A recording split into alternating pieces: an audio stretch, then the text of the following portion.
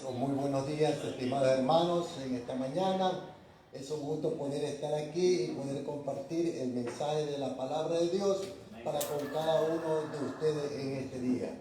Quiero yo compartir un tema muy trascendental en la vida de cada uno de los creyentes y el tema es los gigantes en la Biblia. Entonces, estaremos pendientes con nuestra escritura en la mano para que podamos comprobar directamente en la escritura lo que la palabra de Dios tiene que hablar y decir en cuanto a la sana doctrina. Muy bien, en relación a este tema, pues a lo largo de la historia, numerosas culturas han relatado la presencia o la existencia de seres de talla descomunales, conocidos como gigantes. Y la Biblia precisamente es uno de los textos más influyentes de la civilización occidental y por lo tanto no es ajeno a esta situación o a estos relatos. Narraciones sobre gigantes como los Nefilim o los Refidim ha intrigado tanto a creyentes, estudiosos y personas curiosas durante siglos, de tal forma que han generado preguntas sobre su origen, propósito y significado en las sagradas Escrituras. Pero, ¿quiénes eran realmente los gigantes? ¿Por qué aparecen en diferentes relatos a lo largo del Antiguo Testamento y por qué se extinguieron? Y otra pregunta muy importante es, ¿existen gigantes redimidos en la Biblia? Para develar este misterio existen pasajes clave en la Biblia, pero su papel y naturaleza han sido objetos de múltiples interpretaciones. Además, su presencia en las Escrituras nos hace hablar sobre el papel y la naturaleza que han sido objeto de estas interpretaciones, y su presencia en la Biblia plantea desafíos a la comprensión literal, a la comprensión teológica del texto, surgiendo entonces la siguiente pregunta: ¿qué relevancia tienen estas figuras hoy en día, tanto para la tradición religiosa como para la cultura popular? En este sentido, el estudio de los gigantes nos va a permitir entender mejor la cosmovisión de la época en que se produjo, del medio social en que vivieron y que estos hombres de Dios escribieron en la Biblia según la situación y la importancia y cómo ellos lo interpretaron en el mundo que los rodea. Además, vamos a analizar estos personajes para ayudarnos a comprender cómo ha influido este tema en el arte, en la literatura, en las creencias actuales y finalmente explorar su significado para arrojar luz sobre temas más amplios como el simbolismo del mal, la alteridad y los límites entre lo humano y lo divino. Entonces, ¿cuál es el origen de los gigantes? Para poder tener una noción más clara de estos conceptos, vámonos a Génesis capítulo 1 y vamos hasta el versículo 1 al verso 4. Por favor, agradecía que los hermanos den seguimiento a través de la Escritura a cada texto clave que vamos a leer para interpretar y arrojar luz sobre este misterio de los Nefilim o los gigantes. Entonces, leo: aconteció que cuando comenzaron los hombres a multiplicarse sobre la faz de la tierra y les nacieron hijas, que viendo los hijos de Dios que las hijas de los hombres eran hermosas, tomaron para sí mujeres, escogiendo entre todas. Había entonces gigantes en la tierra. Y también después, cuando se llegaron los hijos de Dios a los hijos de los hombres y le engendraron hijos. Estos fueron valientes que de la antigüedad fueron varones de renombre. Génesis capítulo 6 del verso 1 al verso 4, tomando como referencia la Reina de Valera de 1960. Y entonces aquí el término gigante en el griego es Nefilim. Entonces Nefilim al español, a nuestro idioma, se traduce como gigante. Entonces esta palabra en hebreo Nefilim se traduce del plural que proviene de la raíz nafal, que significa gigante, y también tiene otro significado que quiere decir los caídos. Entonces, de acuerdo a estos términos, la palabra gigante o caído pueden variar en significado y contexto según cómo se produce el debate en relación a este tema. Ahora, los elementos básicos que hay que tener en cuenta para una correcta interpretación de este tema es la interpretación y la pregunta de quiénes eran los hijos de Dios y las hijas de los hombres. Entonces existen varias interpretaciones sobre la identidad de los hijos de Dios y de las hijas de los hombres. De entre ellos vamos a tomar dos que son esencialmente importantes que vienen a colación a nuestro tema. Primero, la interpretación angelical y segundo, la interpretación dinástica.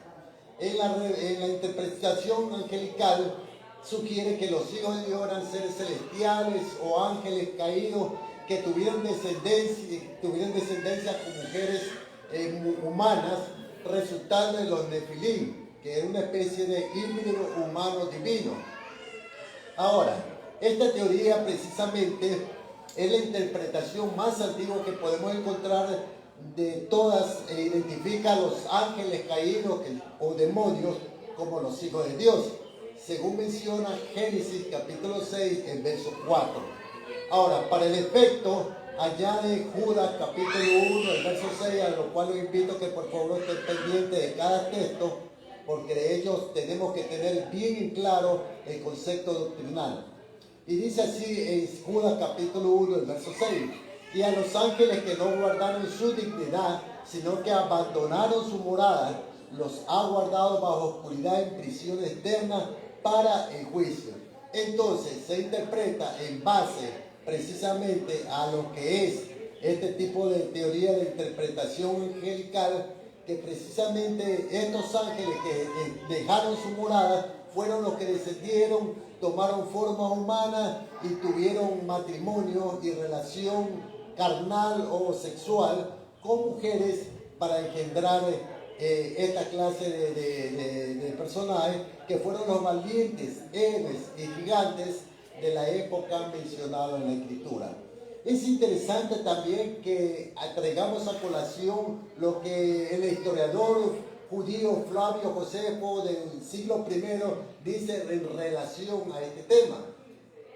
Flavio Josefo se refiere a esta tradición en sus obras antiguas de los judíos. Muchos ángeles de Dios convivieron con mujeres y engendraron hijos injuriosos que despreciaban el bien, confiados en su propia fuerza, porque según la tradición de estos hombres cometían actos similares a aquellos que los griegos llamaban gigantes. Flavio Josefo en Antigüedad de los Judíos capítulo 3. Entonces, veamos las objeciones que tenemos en relación a la interpretación angelical. Porque si nosotros analizamos, y lo vamos a hacer de hecho en la Escritura, la cual sugiero estén pendientes, esta interpretación teórica no es coherente con la revelación o la interpretación bíblica de la palabra de Dios por diversas razones. Una de las primeras razones es la influencia de los textos extrabíblicos. Es decir, buena parte del peso de la interpretación de que ángeles caídos tuvieron relaciones con mujeres o con seres humanos proviene de textos apócrifos como el libro de Enoc y las tradiciones que no forman parte de este canon bíblico, que fueron aceptados por el judaísmo en su tiempo, pero que hoy en la actualidad no es aceptado en la mayoría de las iglesias cristianas. Ahora, se cree también que estos escritos en su momento fueron escritos, el libro de Enoc, en el siglo III antes de Cristo y lo completaron en parte hasta el siglo I después de Jesucristo.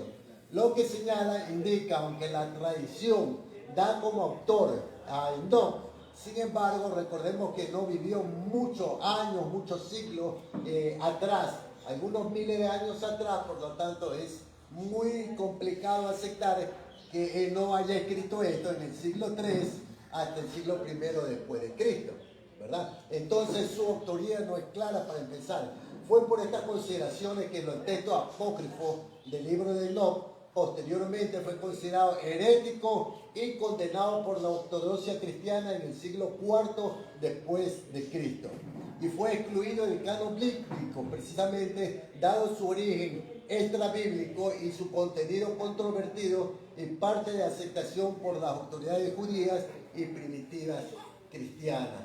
En este concepto es contraproducente interpretar textos bíblicos en base a otros textos fuera del contexto del canon bíblico. Por lo tanto, interpretar desde otro libro que no sea la palabra de Dios o la Biblia puede traer como problema inducción a enseñanzas contrarias a la verdad revelada de la palabra de Dios y a menudo negando la soberanía de Jesucristo, desviando a las personas de la fe verdadera. Textos como 2 de Pedro, capítulo 2, el verso 1, enfatizan la gravedad de estas herejías, señalando que pueden llevar a la destrucción. En segundo lugar, podemos analizar la naturaleza espiritual de los ángeles. Es importante tener en cuenta que los principales argumentos que parten de que los ángeles son seres espirituales asexuados, son incapaces de reproducirse o tener relaciones físicas o descendientes con seres humanos. Por ejemplo, Jesús afirmó en Mateo capítulo 22, el verso 30, que los ángeles ni se casan ni se dan en casamiento, lo que sería incompatible con la idea de que tengan hijos. Tercer lugar, la coherencia con el resto de la narrativa bíblica, pues la interpretación angelical resulta aislada y hasta forzada dentro del conjunto de los textos bíblicos, pues ningún otro pasaje a lo largo del Antiguo y Nuevo Testamento menciona explícitamente de ángeles procreando con humanos. Además, el relato de Génesis capítulo 6 no detalla explícitamente que los hijos de Dios sean ángeles, por lo que esta teoría está sobreinterpretando los textos bíblicos. Tercero, la alternativa dentro de la misma escritura. Muchos teólogos apuntan a que la Biblia distingue entre los términos hijo de Dios cuando se refiere específicamente a seguidores fieles de Dios. Es decir, como ejemplo, Job capítulo 1, el verso 6 habla de los hijos de Dios para aludir a la descendencia de Seth, la línea piadosa, y las hijas de los hombres a los descendientes de Caín, simbolizando la mezcla entre judíos e impíos. Esta es la interpretación dinástica en la que más o menos se basa este tipo de interpretación. Entonces, vamos al cuarto concepto, que es los problemas teológicos y doctrinales, puesto que al aceptar la interpretación angelical trae o puede traer problemas a plantear complicaciones teológicas, puesto que lo que hemos estudiado, angelología o el tema de los ángeles, en ningún momento nos ha enseñado, o hemos visto, o hemos estudiado que los ángeles tengan capacidad de tener relaciones sexuales y procrear seres humanos híbridos. La Biblia no enseña, no encontramos dentro de lo que es la doctrina de la angelología, ni en el cristianismo, ni en el judaísmo. Ahora, en quinto lugar, el contexto cultural y literario de la antigüedad. Entonces, en estos relatos tenemos de gigantes que aparecen en diversas culturas del Próximo Oriente, como los Anunnaki en la mitología sumeria y en los titanes griegos y seres fantasiosos en Egipto. Por ejemplo, ustedes verán que el panteón griego, la cual más adelante también incursionó e introdujo precisamente en la cultura romana también sobre los titanes, donde los seres humanos eran producto de relaciones sexuales entre seres espirituales o divinos con seres humanos, con mujeres humanas y engendraban a sí mismos seres semidioses, ¿verdad? Que encontramos a lo largo de lo que es la narrativa de estas mitologías. Entonces imaginémonos que nosotros estemos predicando algo parecido. Es por eso que muchas personas dicen que la Biblia está llena de pura mitología y que esas mitologías lo encuentran en diversas culturas, y es verdad, porque son cosas que la Biblia no enseña y que es necesario que usted y yo y la iglesia del Señor y todas las personas sepamos sobre este tema, porque es ajeno a la interpretación bíblica. Entonces vámonos a la segunda parte, que es la interpretación dinástica según el Génesis capítulo 6, el verso 1 al verso 4.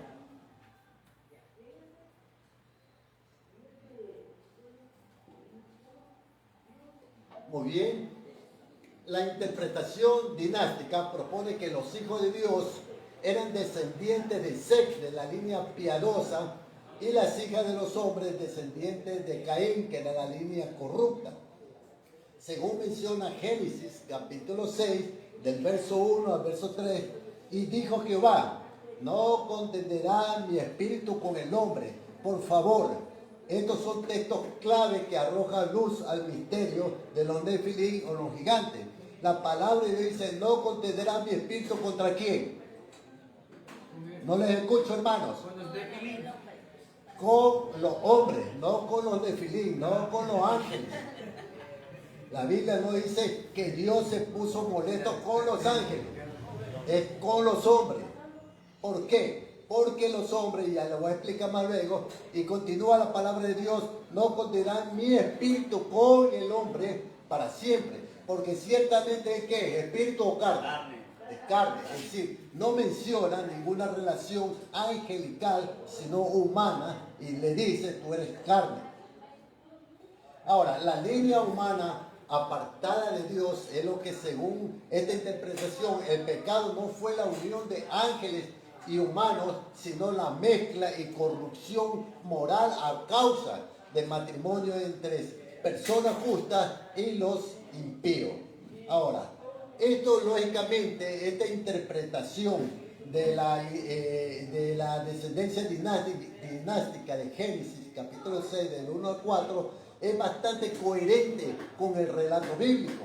Primero, porque no fuerza la interpretación.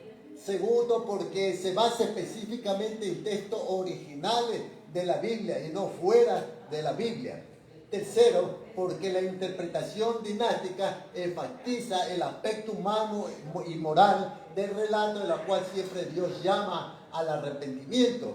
Y podemos ver también que no hace falta introducir elementos sobrenaturales y fantasiosos como ángeles físicos, sino que se interpreta el texto a la luz de los temas que son recurrentes en la Biblia. La importancia de mantener la devoción a Dios y el peligro de apartarse de Él al unirse con quienes rechazan su amor y rechazan sus caminos. Así los gigantes o los Nefilim serían simplemente hombres poderosos y violentos, fruto de una sociedad cada vez más corrupta.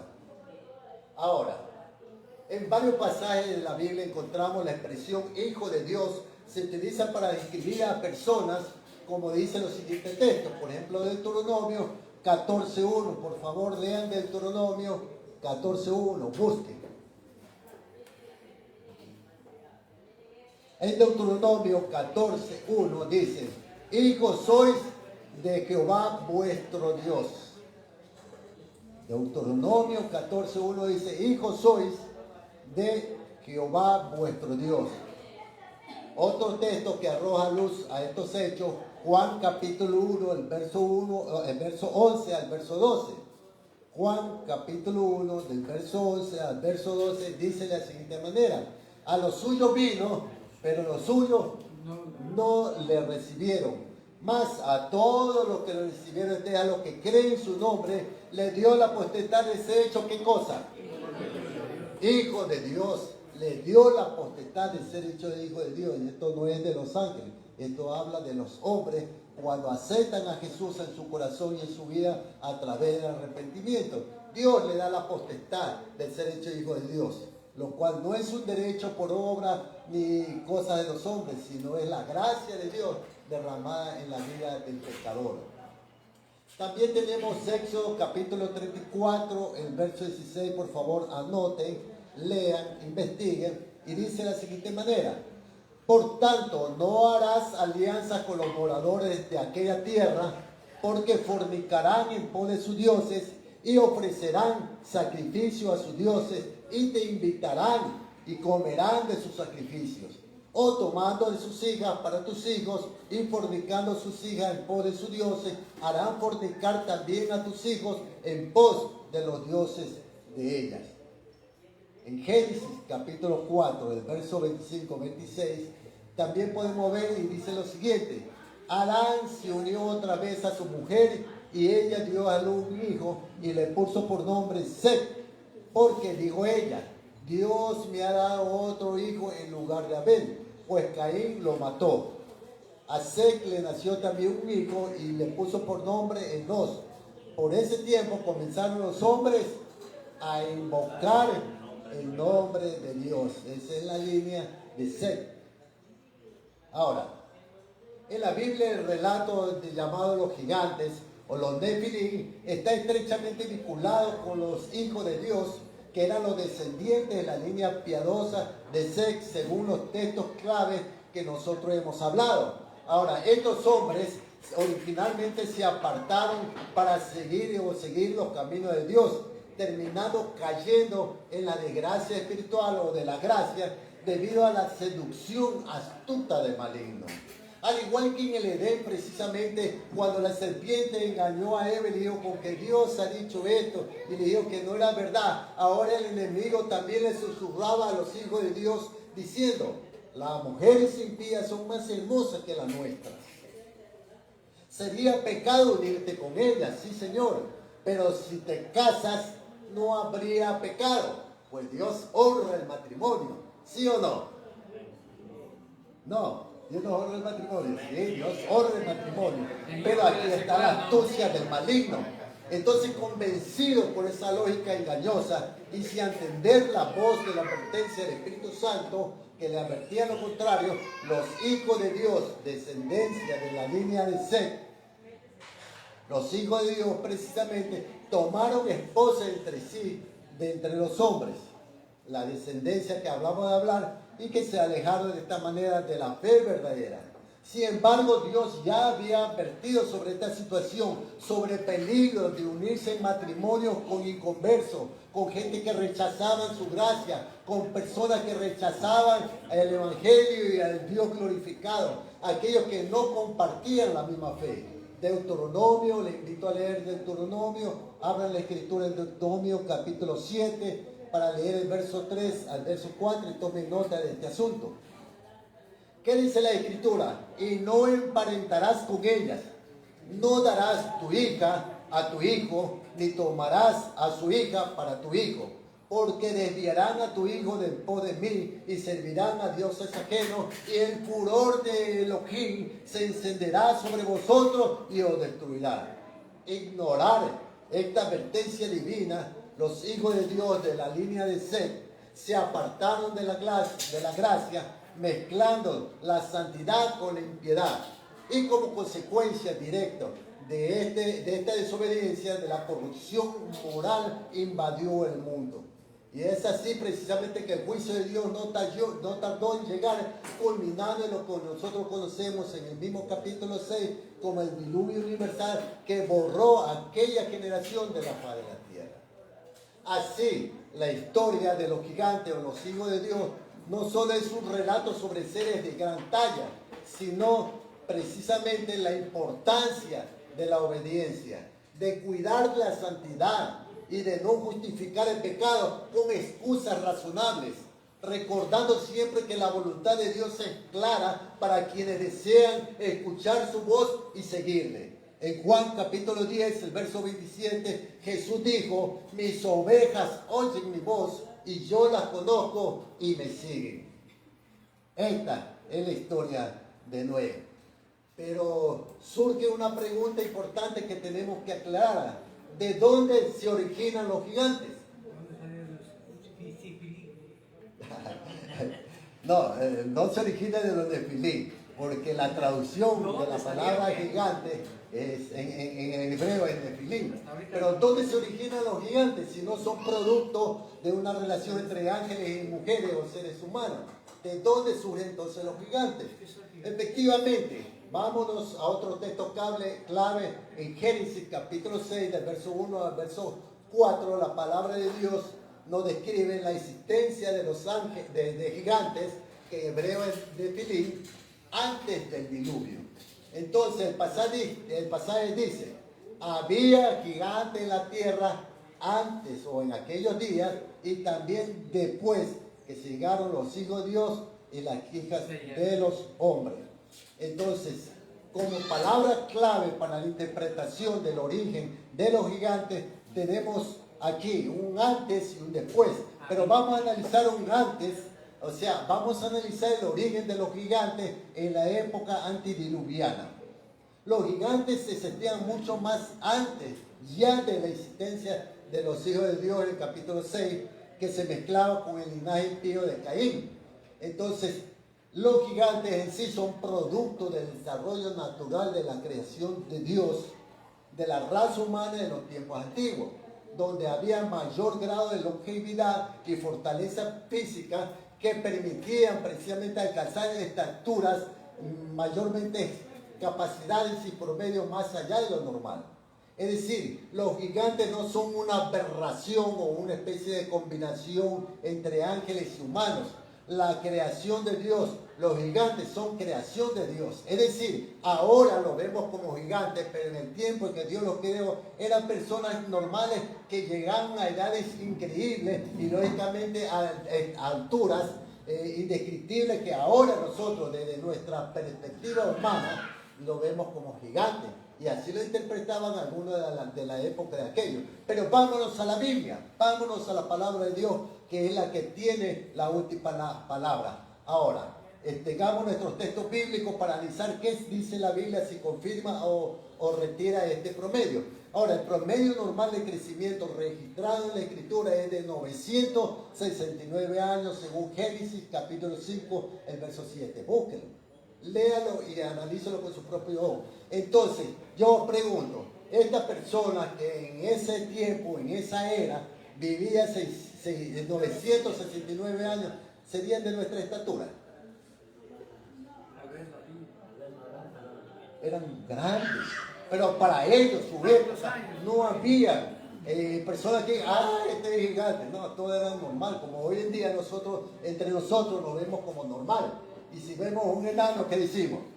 Es enano, ¿verdad? Es anormal, no lo vemos como algo normal, porque lo normal es la estatura que hemos alcanzado en estos últimos tiempos. En la época del origen de las cosas de la creación de Dios, los hombres llegaron a obtener grandes estaturas y fortaleza física.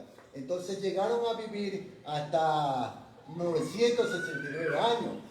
Génesis capítulo 5, el verso 27. ¿Cuántos años vivió Adán?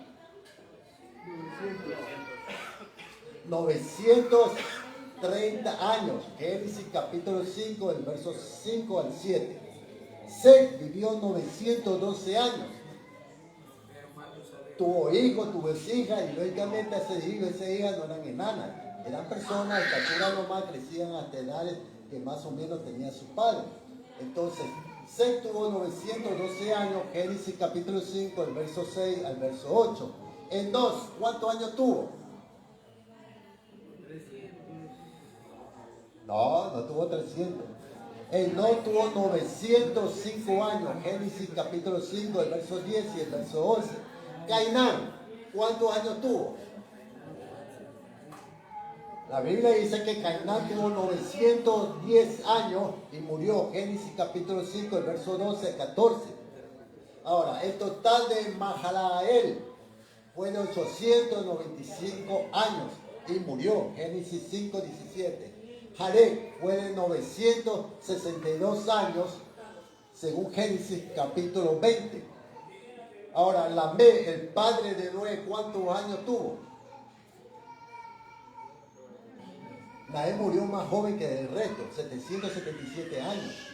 Génesis capítulo 5, el verso 30. Entonces podemos ver que los relatos bíblicos confirman que la gente crecía en gran estatura, en fortaleza, y eso era el contexto normal. Nadie puede decir, tú eres gigante, porque eso era normal en la vida de ellos. Entonces, ¿dónde se dio precisamente esta diferencia?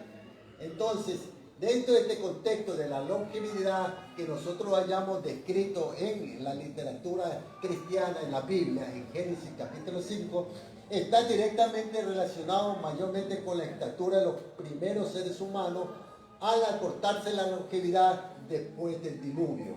La maldad precisamente que produjo toda esta gente. Imagínense si aún en nuestros tiempos vemos dictadores y gente que practica la maldad, que uno dice, ya estoy hasta aquí, tanta maldad, uno ya no lo tolera. Sí, con 50, 60 o 70 años. ¿Cuántos no serían esos que llegaban a vivir tremenda cantidad de años? Entonces Dios vio que la maldad se extendía demasiados años para gente, y así que Dios determinó en Génesis capítulo 6, busquen Génesis capítulo 6, el verso 3. ¿Qué dice Génesis capítulo 6, el verso 3?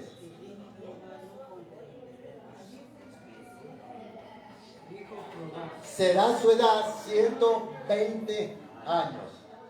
Dios determinó que de aquí en adelante la edad, a causa del pecado que llegó a afrontar a la humanidad y a su creador, ya no sería de 969 años o 1000 años, sino que Dios lo acortó, porque no hay cuerpo que lo resista ni espíritu que lo tolere, ¿verdad? Entonces Dios decidió que de aquí en adelante la edad de las personas serían de 120 años. Génesis capítulo 6, verso 3. Entonces la estatura y fortaleza humana también se reduce de manera drástica, natural, lo cual se redujo después del diluvio. Aunque existe una diferencia de estatura entre algunas personas que vivían en promedio 120 años, de aquellos que aún conservaban en sus genes estatura entre personas que vivían mayormente y que se lo conocía como un gigante. O sea, no es algo que todo en general se produce en el mismo momento, sino que hubo una diferencia. Había personas que aún conservaban, pero su edad y sus años iban disminuyendo, pero conservaban cierta estatura sobre otros, con relación a personas que llegaban a los 120 años, que correspondían a una minoría, pero que no llegaban más allá de los 200 años. Para el año 1500 a.C., el samita David, en el Salmo 90, el versículo 10, por favor, abran las escrituras y anoten. Salmo, capítulo 90, verso 10, habla sobre la duración de la vida humana, mencionando los 70 años y los 80 para el más fuerte, ¿verdad? Hoy en día, como en la misma época anterior, es verdad que la Biblia dice que los más fuertes vivirán 80 años, y la mayoría de las personas mueren por infarto, por problemas cardiovasculares, problemas cerebrales, etcétera, etcétera, y no llegan a veces a los 80. Pero eso no quiere decir que eso es igual para todos. Hay personas que llegan hasta los 90 años. Mi padre, precisamente, que falleció al principio de este año, tenía más de 90 años. Y hay gente a la que tienen récord Guinness de llegar 100 y 120 años. Pero no son todos, son las excepciones a la regla dentro del sistema genético. Es decir, que aunque la palabra dice que es más fuerte entre los 70 y 80 años, hay personas que son una minoría que llegan a otras edades más allá de un siglo. Lo mismo que sucedía en los tiempos de las personas que comenzaron a crecer, a pesar que Dios dijo 120 años, había personas que tenían cierta estatura de gigante, pero no era la mayoría, sino la minoría. Ahora veamos un después de los gigantes en el diluvio. Ahora, el texto bíblico indica que aún después del diluvio, donde supuestamente se extinguieron la raza de los gigantes en el diluvio universal, sin embargo siguieron existiendo pueblos de grande estatura, como se menciona en Números capítulo 13, el verso 33. Nosotros vemos al pueblo de Israel entrando a la conquista de la tierra prometida. ¿Cuál fue el informe de los 12 espías, especialmente 10 de ellos? Dijeron, son los hijos de Adán los que vieron. Son los hijos de Adán, esa raza de gigantes. Ante ellos nosotros nos parecía que éramos como langostas, y a ellos también así les parecía. Es decir, que aún después de haber dado o haberse extinguido supuestamente de la raza humana en esa época, sin embargo, después del diluvio, existían aún gigantes, que no eran la mayoría, sino una minoría, un remanente. Entonces, el análisis realizado se explica por remanente de personas longevas y no por nuevas hibridaciones humanas divinas, porque la Biblia no enseña semejantes cosas. Por lo tanto, existieron gigantes antes y después del diluvio. Ahora, en este contexto bíblico, si las personas de gran estatura, habían personas gigantes que supuestamente debían haberse extinguido en el juicio universal, la siguiente pregunta clave es: ¿de dónde salieron los gigantes después del diluvio? Tendrían que los señores que tienen esta teoría angelical deberían explicarnos de dónde salieron estos nuevos gigantes después del diluvio universal, ¿verdad? Entonces, este tipo de teoría cae por su propio peso, pero tiene sobrepeso lo que es la doctrina precisamente de la dinástica. La dinástica habla que precisamente son descendientes de la línea de Seth y se mezclaron con la línea impía de Caín. Entonces, la pregunta es, ¿de dónde salieron los gigantes después del diluvio? El texto clave lo encontramos en Génesis capítulo 8, el verso 18. Porque ahí relata que Noé y su familia y todos los animales salieron del arca una vez que las aguas bajaron y se retiraron y la tierra estaba seca. Entonces esto ocurrió después de que Noé había estado en el arca aproximadamente un año. Ahora, la Biblia menciona en Génesis capítulo 9, del verso 28 al verso 29, busquen, anoten, ¿cuántos años tenía Noé cuando salió del arca? Por favor, lean la Biblia. Todo es con Biblia en mano, no puede solo basarse el predicador, porque yo lo puedo estar induciendo al engaño, pero la palabra de Dios es viva y permanece para siempre, y ella es la verdad que revela los misterios. ¿Cuántos años según Génesis capítulo 9, versos 28-29, vivió Noé después que ocurrió el diluvio? 350 años.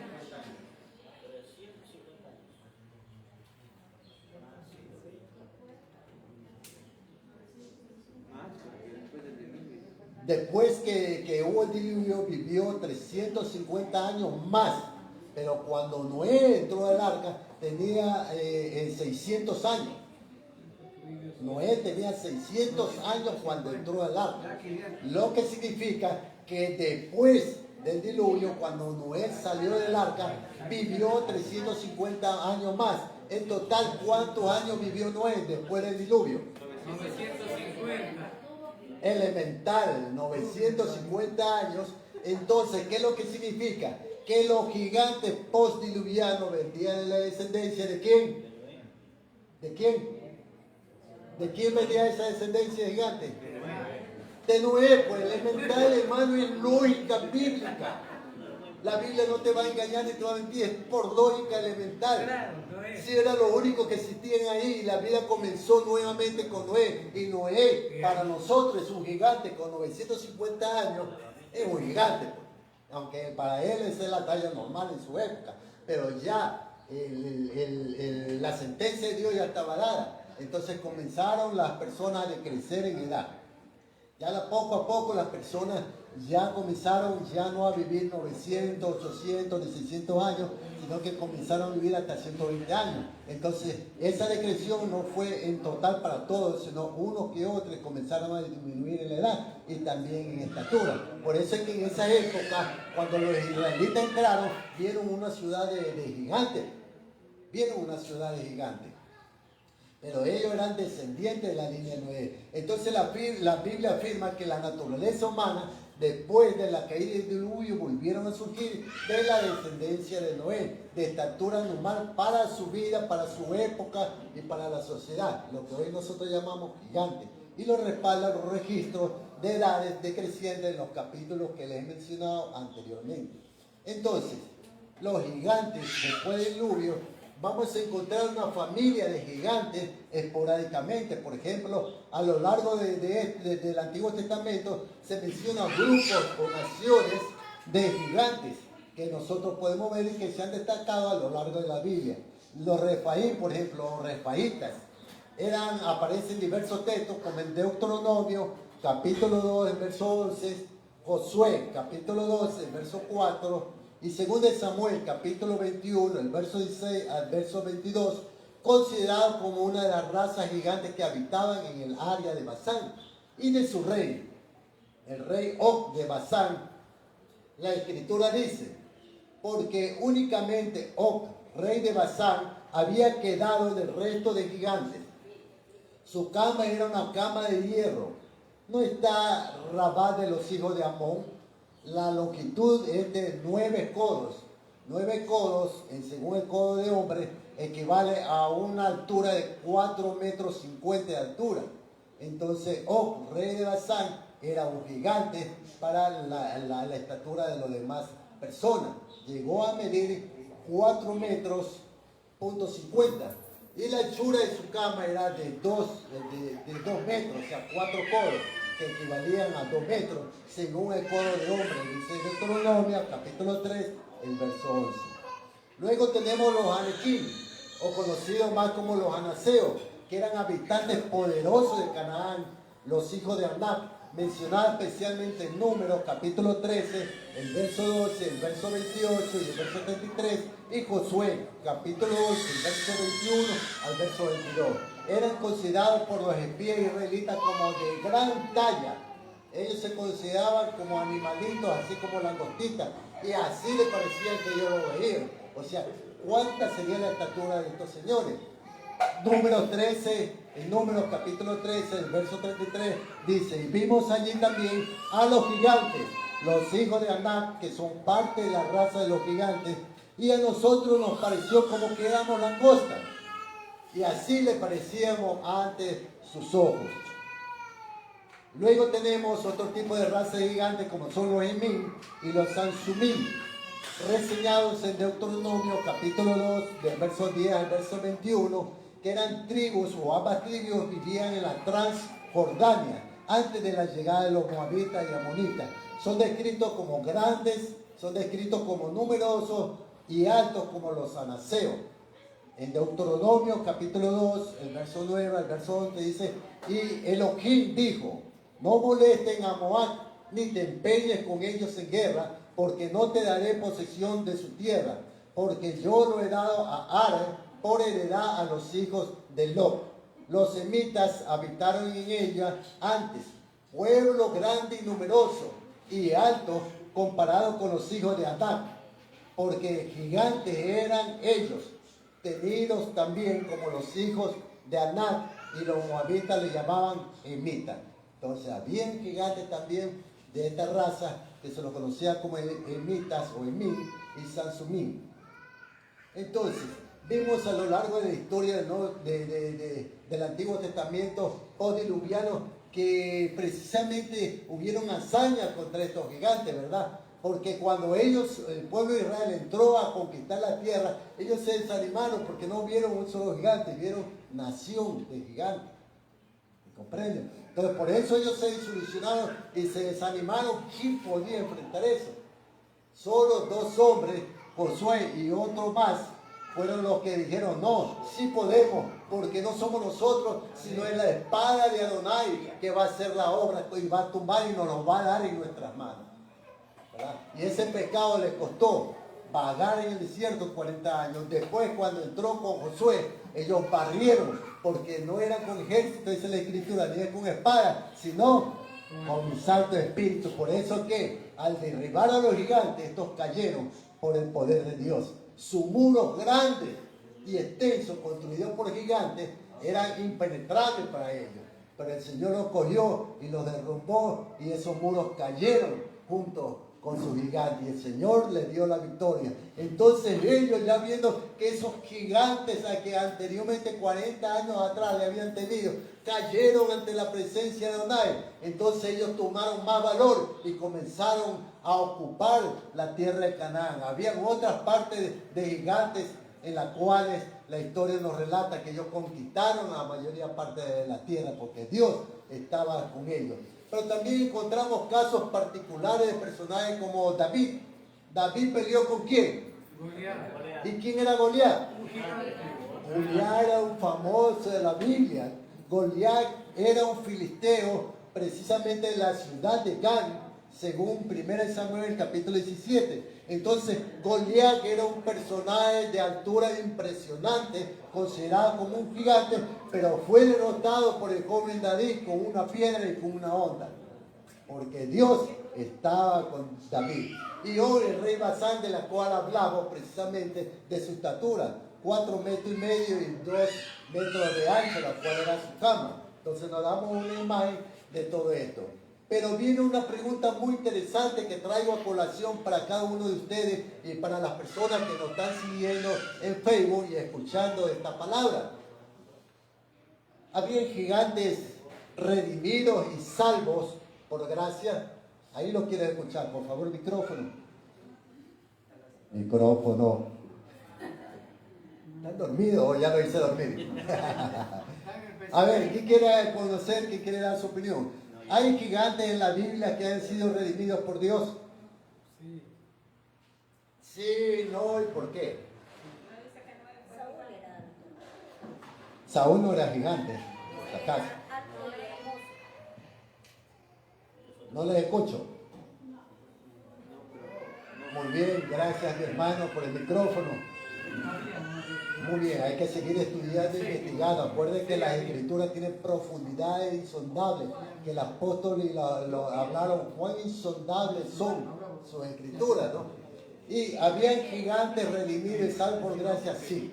Habían gigantes que alcanzaron gracia. Mencionamos a Matusalén. Matusalén era un creyente de la línea de Seth que alcanzó 969 años. Noé era un hombre piadoso de la línea de Seth también, que alcanzó una edad considerable, así como Adán alcanzó 930 años y alcanzó gracia delante de la presencia de Dios. Seth mismo llegó a vivir 912 años y halló gracia delante de Dios. Y podríamos seguir hablando de todos aquellos que precisamente hicieron cierta particularidad porque sirvieron a Dios. Nosotros hoy en día los consideramos gigantes, pero son personas que en su época y en su tiempo alcanzaron gracia divina ante la presencia de Dios. ¿Qué nos dice esta situación? Nos dice que la salvación, incluso en el Antiguo Testamento, está ligada a la fe y a la obediencia a Dios, no a las características físicas, ni a las fortalezas físicas, ni a estatura de ninguna especie. Entonces, en resumen de esta perspectiva, podemos ver primero que el gigantismo bíblico es producto de la longevidad y de condiciones humanas antes y después del diluvio. Segundo, no son híbridos angelicales humanos, sino humanos de gran tamaño. Tercero, con la reducción de la longevidad tras el diluvio, la estatura también disminuyó progresivamente, pasando de los 120 años hasta los 70 u 80 años en la actualidad. Y la salvación pues está disponible para todos, por gracia, incluyendo los gigantes patriarcas de la época del Antiguo Testamento, los patriarcas longevos. Yo pregunto, ¿hoy en día existen o no gigantes? ¿Seguro? En África había gigantes en India también otros, pero no son considerados Bueno, gigantes como ellos. hay gigantes y en el récord Guinness hay el nombre de un gigante, pero es producto de alteraciones hormonales porque ahora la ciencia puede ver y que determina que por problemas hormonales, problemas del tiroides, la persona puede ser gigante o ser enano por alteraciones hormonales. Entonces hay personas de gran estatura que llegan hasta los 2 metros, pero por alteraciones precisamente hormonales o genéticas. Los hay, pero son muy raros y muy escasos. Pero solo hay, como en aquella época hubieron gigantes y habían la mayoría de las personas normales como nosotros, pues así hubieron. Y los hay, muchas veces se llama la atención esta clase de gente porque no es común ver personas de este tipo de estatura. Pregunta.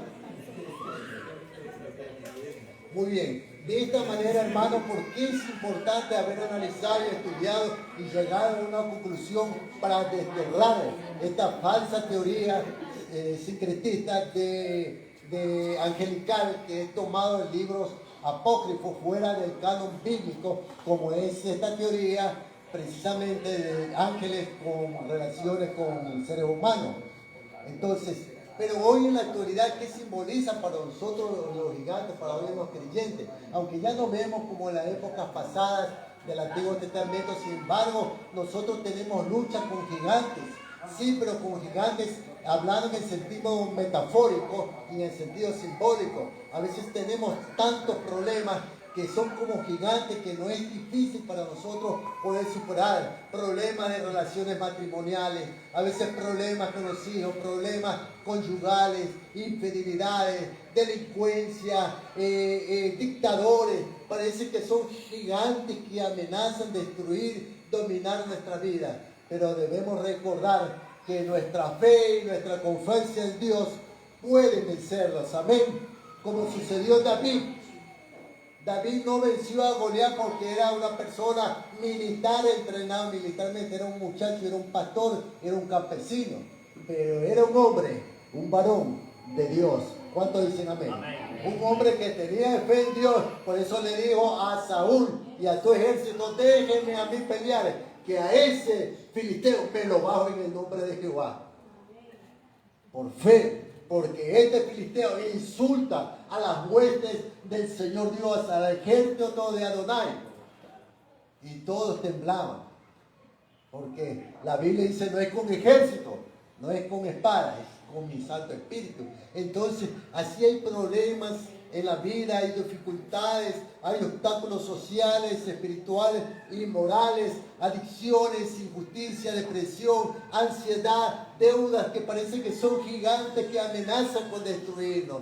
Pero la palabra de Dios dice: clama a mí y yo te responderé y te enseñaré cosas escondidas como los nefilí y los gigantes que tú no conoces. Amén. Entonces, nuestra fe debe estar dirigida primeramente a Dios. La Biblia dice: puesto los ojos en Cristo Jesús, el autor y el consumador de nuestra fe. Gloria sea a Dios. Amén, hermano. Si ponemos nuestros ojos y nuestra fe en el autor y el creador de la fe, vamos a ser más que vencedores, porque la Biblia dice que no nos han llamado para retroceder. Dios no nos ha llamado para andar derrotados. Dios nos ha llamado para tomar la tierra prometida de los gigantes que el Señor nos los dio por herencia. Amén, hermanos. Y a conquistar esa tierra porque nos pertenece en el nombre de Cristo Jesús. Amén. Vamos a orar. Padre Celestial, gracias te damos, Señor, por la bendición que tú nos das de poder ahondar en las Escrituras y poder analizar y poder aclarar doctrinas, misterios, Señor, porque tu palabra nos enseña cada día y nos muestra, Señor, el camino, la verdad y la vida que eres solo tú. Gracias, Señor, porque tu palabra dice que es inspirada, es útil para corregir y para redarguir, para instruir en justicia, a fin de que el hombre sea enteramente preparado para todas buenas obras. Gracias, Señor, en el nombre de Jesús. Amén. En el nombre de Yeshua HaMashiach Adonai. Shalom, shalom.